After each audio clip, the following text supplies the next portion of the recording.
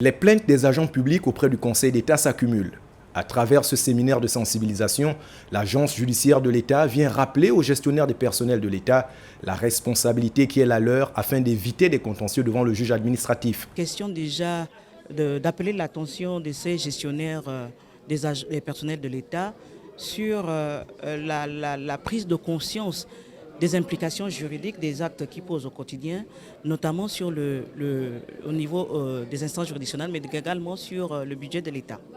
Il est également question d'amener ces gestionnaires à parfaire leur méthode de travail. Il y a beaucoup de choses qui doivent être faites et en réalité, l'objectif de ce séminaire, c'est d'amener ces acteurs à pouvoir prendre des mesures correctrices justement en vue de l'amélioration et de la délivrance d'un service public de qualité. Un séminaire à bâton rompu qui a permis aux participants d'évoquer des cas réels et récurrents au sein de l'administration centrale. Quelqu'un qui a été nommé et qui perd sa qualité d'agent public par sa mise à la retraite, en principe, il ne devrait pas être, ce n'est pas parce qu'il a été nommé qu'il doit être maintenu en activité.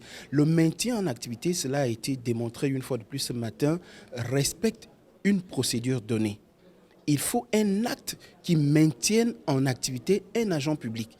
Le maintien en activité n'est pas quelque chose qui devrait se faire de manière systématique parce que derrière ça, l'agent qui est maintenu en activité sans acte administratif, tôt ou tard, il finira par saisir le juge administratif pour dire qu'il a travaillé pendant une période donnée et qu'il devrait, n'ayant pas été payé, il devrait être payé. Il a été rappelé aux uns et aux autres la nécessité de s'appuyer sur les textes législatifs et réglementaires dans la gestion des agents de l'État, notamment la loi numéro 20/2005 du 3 janvier 2006, un texte qui fixe les règles de création, d'organisation et de gestion des services de l'État.